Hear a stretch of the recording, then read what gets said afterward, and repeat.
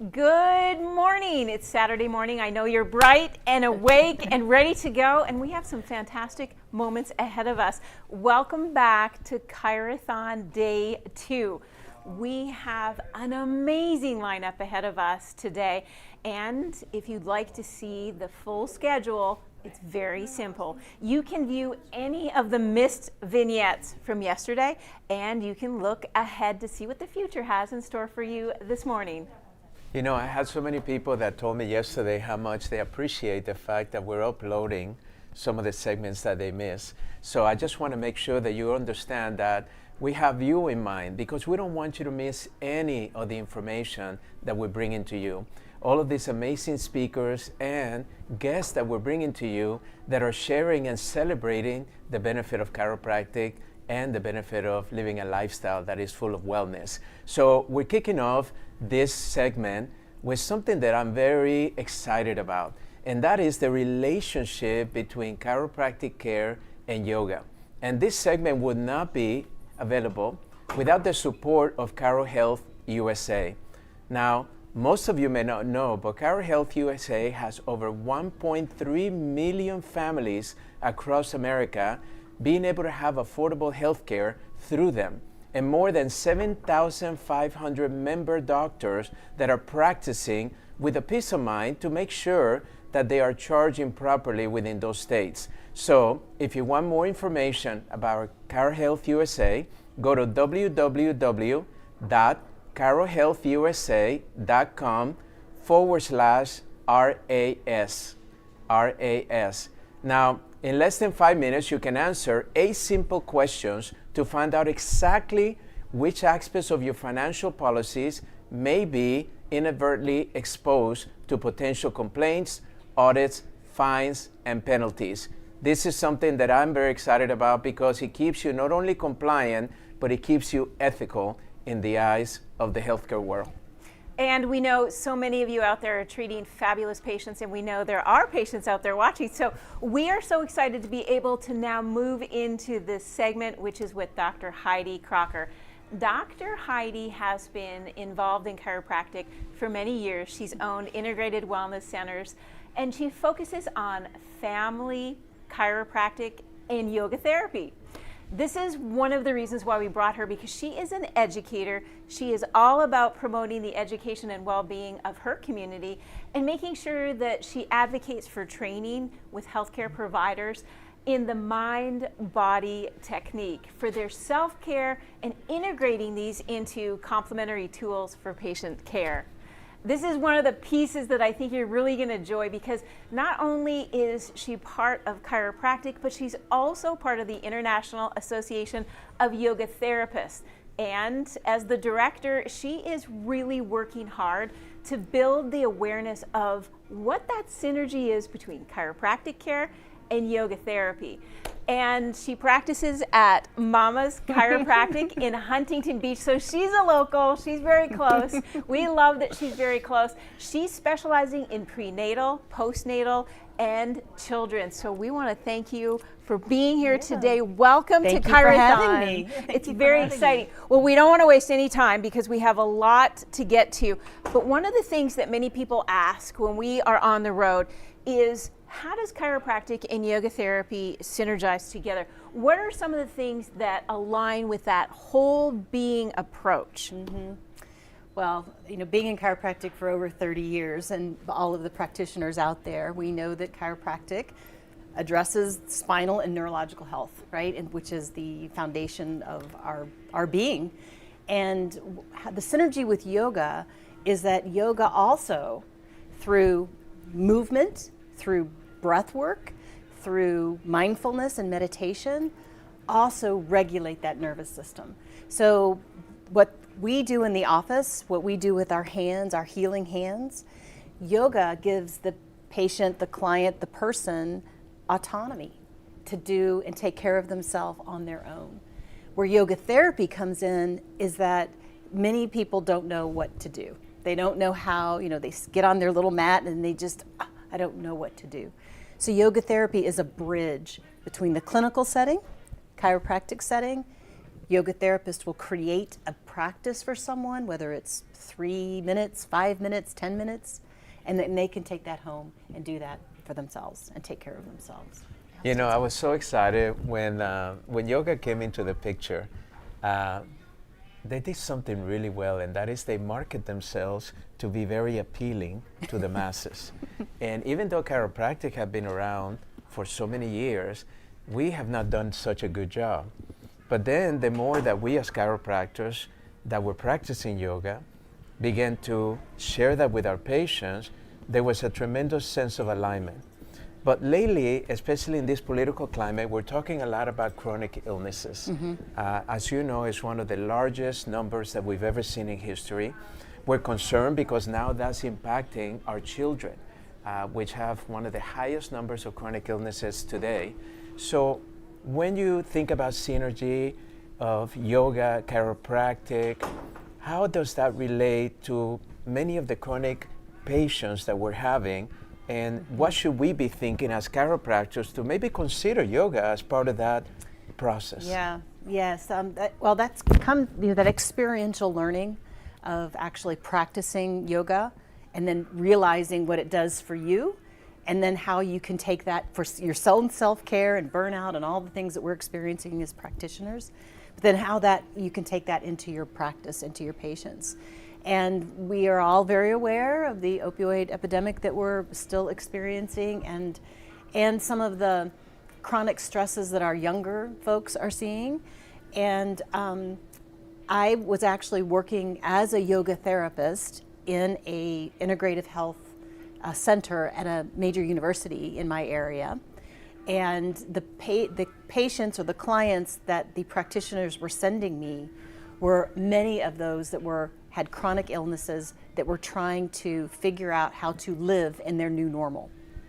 And they were many times, all the autoimmune conditions, for example. They can't even get up and down off the couch. And within a short amount of time, being able to work with them and help them know where their body is in space, they're now up and moving again. So I think it's a beautiful synergy that we as the chiropractor can put our hands on them and say, your nervous system you are aligned, you're ready to go. And right here in the office, right, we can do some therapeutic activity and get you healthy in your movement, your breath, and mindfulness. Wow. Yeah. That's outstanding. You know, many of you watching have a chronic condition, and we understand. In fact, 96% of all prescriptions that are made in the United States right now are made for chronic conditions. 6 out of 10 adults are suffering with a chronic condition. So no matter where on the spectrum you are, chronic pain, currently healthy, strong, and vibrant, and you want to keep that and optimize it, or you also want to prevent further injury in your life so your longevity is good. Because yesterday, I know you were watching, we had Curdy Culso with the Alzheimer's Research and Prevention Foundation, and it fits so beautifully with the yoga. And as we talk about chronic pain and we talk about our longevity and how do we spice our life back up, this is one beautiful way, is being in the yoga mindfulness, the spiritual portion of it, and the connection. And you noted something very important, which was the nervous system. Yeah. And so for those out there, we're not going to go deep in it, but we have some fantastic guests coming on that I know you're going to love. But what I want to bring up is on a very 60,000 foot level for the Saturday morning gurus out there. Can you talk a little bit about the nervous system and how does that impact both with chiropractic and with yoga? Yeah.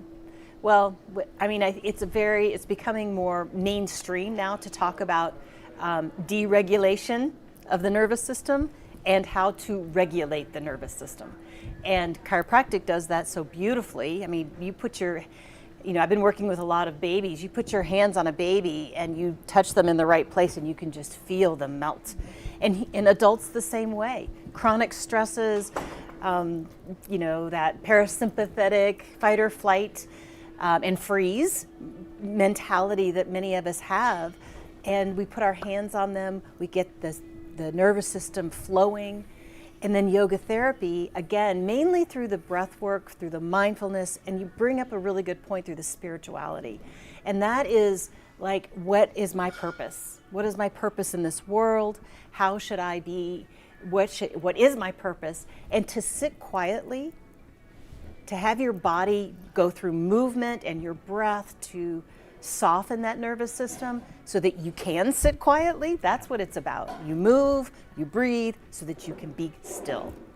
And then enlightenment comes. And that enlightenment is, what is your purpose? You know, it's interesting. When I first started this process, I realized I was an athlete in high school and college, and I realized that my biggest issue was I was trying to find a way to increase my flexibility, maybe the function of my body. You know, chiropractic introduced me to the importance of getting aligned in your spine and the importance of that nervous system. But then we look at our lifestyle. And in those days, you know, you go to the gym and you work out or you play a sport. But then when yoga came into the picture that we started seeing popping everywhere, I realized that it was a place to reset. Yeah. But how does that relate to the fact that many of our patients are struggling with very rigid muscles, very rigid ligaments, their mobility because of the lack of activity in their lives, because they're not moving properly, because of the lack of hydration, all of the things we've been talking about all weekend. How do you feel yoga can really support those chiropractic patients when it comes to their function and mobility? Yeah, well, if I can speak personally from my practice, is that I use yoga, I teach yoga in my office to watch and observe the function of the body. And then I can determine, it makes me a better clinician, because I can see how not what they feel like static on my table, but actually watching them through motion. You know, we've done gait analysis, we do all the things, but to actually watch, just observe them moving in their body is pretty powerful.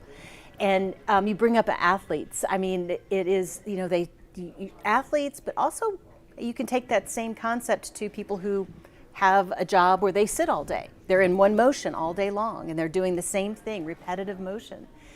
And how that impacts their body, they almost, that connection, nerve connection gets lost to the opposite motions so that they can stay balanced.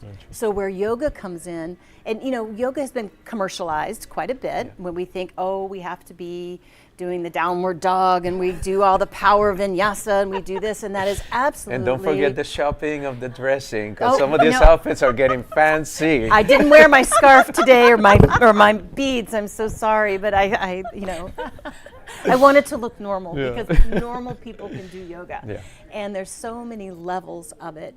But really what you are doing is it is a one activity where you're using the strength, the flexibility, and the stability of all the structures of the body.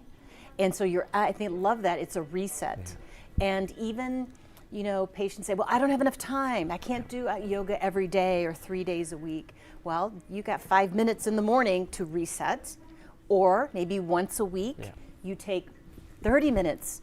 And I love that word. It's a reset. You can close your eyes and say, how do I feel inside my four walls? Like Sid Ziglar used to, it's your time. Up, down, and down and up and in and out. Yeah. No, it's true. That's actually, Heidi, it was really beautiful that you brought that up, because Heidi and I were at a conference with the International Association of Yoga Therapists. So hi everybody out there who's from there. Yes. But we met with someone who is just really a beautiful person, upside down, inside out.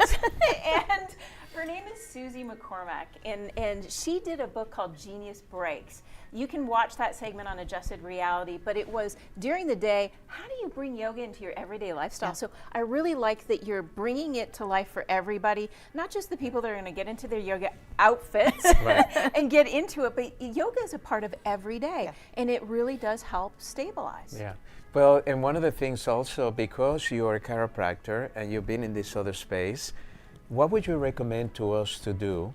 So let's say that many of the people that may be watching us right now have never really tried yoga. Or maybe they tried it because they were traveling somewhere and they happened to be a yoga class, but they never practiced it on a regular basis. What's the, in your opinion, the best way we can incorporate yoga into our personal lives? And then how do we then share that with our patients? Yeah. I think that bridge of yoga therapy, which is a there is a certification for a yoga therapist. It's a CIAYT. They just incorporated an exam to become. You have to take a training, Oh, wow. 800 hours of training. You take an exam, you get your certification, That's- and their specialization is to work in the wellness and healthcare space. To be that bridge. Okay. So I think that having a yoga therapist in your office or working together with you, Yeah. that you work synergistically with that patient-centered care, whole person care, working together. You see what happens. You watch it and it will bleed onto you of wow, I'm seeing these transformations in my patients. Personally, how do you bring it into your world? 5 minutes. 5 minutes a day of just starting that reset. Somebody asked me one day, we were having a conversation about routines and repetition and how you start your morning. And is that yoga? Yeah. And somebody said that, well, having a cup of coffee every morning at 9 a.m., that's not yoga. And I said, it isn't? Really? It's not? That you have your routine of making your coffee. Yeah. It's the same time every day. It's your quiet time. This is what you do. It's your centering. A ritual kind of your thing. ritual. Yeah. Then it is yoga. That's yoga. That's beautiful. So, and just bringing it into those little things, how you interact with the patient, the compassion, the empathy you have, that's yoga. I think as a parent, how cool would it be just to do a yoga class with your kids? Just to 100%. bonding time. Yeah. It's healthy and all that, but when you're seeing chiropractors out there, would you suggest, let's say they partner with a yoga instructor that is certified, do they bring him in after hours to do yoga classes in that office, or is it something that, let's say I don't have space to add another room where we have a yoga class throughout the day? How would you incorporate yoga on a practical basis in a practice? Yes, well, I've done that for Yeah, many I years, know. and it started with just having back care classes. Oh, I love that. And I was always a little uncomfortable having a back care class as a requirement for new patients, and then just lecturing with the spine. PowerPoint. You'd stand Oh, with yeah, the spine and you talk to them. So I started doing movement classes, and it was back care class, and all new patients had 6 classes that they had to take, and that was my observation time. And there would maybe be 3 people, 5 people, and I could say, this pose is something for you. This is for you. Interesting. You need to pay attention to this. That grew into a yoga studio in addition to my office. Within your practice, Yes, or yes. outside or next to it? Upstairs. Wow. So I would put on the chiropractic hat and the yoga hat. But what patients, and many people that took yoga there were not patients, and many patients did not do yoga. Yeah. But what ended up over time happening is those that practiced yoga would say, I was practicing today and I couldn't do this. Interesting. And can you check my spine? I feel off.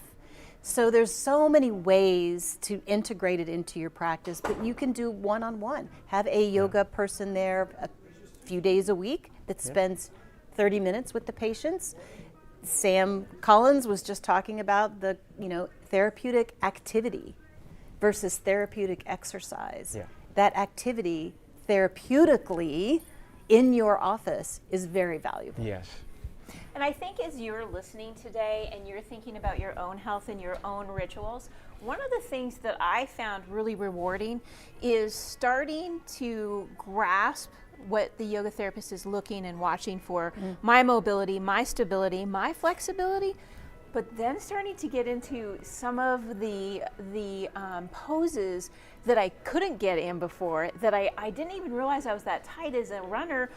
I recognized there was areas of my body that they don't want to participate, but then all of a sudden I was able to draw deeper into the pose, and my body felt stronger.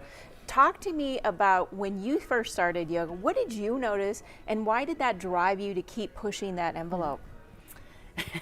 You talk about running. I was a triathlete, and somebody said you should try yoga. So I would run to the yoga class and always and get there late, so I didn't have to do the centering at the beginning. Wow. And then run home. But I had to leave early before the Shavasana, so it wouldn't be dark when I got home. So it was very much the physical component to it. But then when I really started seeing the synergy of the practice, chiropractic practice, and I was starting to do yoga on my own, I started to notice expressions on people's faces when they were moving, or when I would touch them, of fear of pain, and reactionary movements of their body, which is above and beyond just the flexibility and stability, right? That's the mindset, that's the mindfulness, and to know that they are okay. You are okay. If, try it. I'm working with somebody right now who has all kinds of comorbidities, autoimmune, and when I first started working with her 4 years ago, she could barely sit in a seat and move her arms. And now she can do downward facing dog and warrior pose, but she's so dependent on me standing there with her. Say she's not there yet. I have to say, it's okay. You can do this. She can't do it at home yet by herself, but she can do it. The transformation has been phenomenal because her confidence, her self-confidence, her ability in her own body. And that's not just the physical. Right.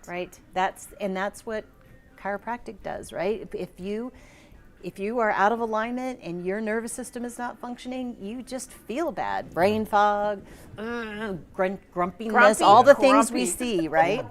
So you see that through yoga too. And then you come out of it, you come into a practice, and maybe you're fighting with your spouse or whatever it is you have on your plate, and you walk away and you either have clarity or at least calmness. And to me that brings it, I know we didn't talk about it in this segment, but with all these mental health issues, it fits so appropriately that even though as a chiropractor I may not have any mental health techniques or services to provide, but we can incorporate yoga as one of those basic elementary lifestyle changes that can help your brain not only reset but rest, recover, but more importantly, that flexibility and motion. We are lacking as a society. I mean, they call it the sedentary syndrome now. That is like the biggest challenge because people are just not moving. They have a sleeping bottom syndrome now. Have you heard of this? What is Dead bottom syndrome from people sitting too long. That their bottoms are getting they don't. Wow. Dead bottom syndrome. You heard it on a Saturday morning. It's a thing. It's a thing. It's kind of an interesting moment too when we start talking about dead, okay? And we're in yoga life. But the piece is, I've sat in yoga classes and we get into that final meditative state, and I have seen many people weeping, just tears coming out of their eyes.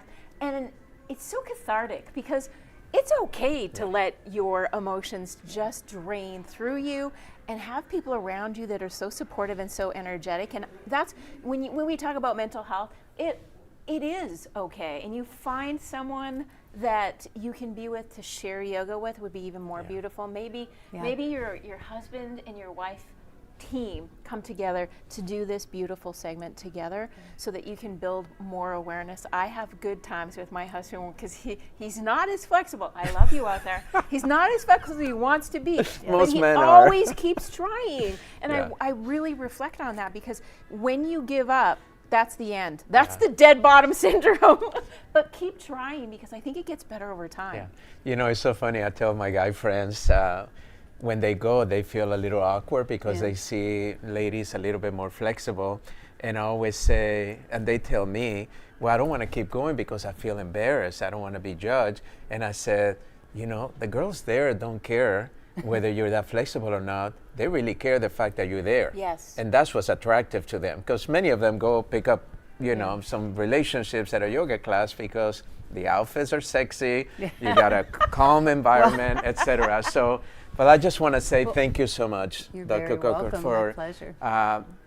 coming and sharing that wisdom with us. And for those of you, I want you to know that this has been a great way to kick off today. And I hope that you are as inspired as we are to try yoga in your life and maybe incorporate it into your practice. And remember, as a reminder, we have a goal of $80,000 that we're going to fundraise. And the reason for that is because we're using all of those dollars to spread positive press about chiropractic. We need more information out there to allow people to recognize that the value of chiropractic is incredibly important in today's time. It's one of the most valuable things. And I also have some great news, because last night I was bragging to my friends and we raised $14,000. Well, just guess what?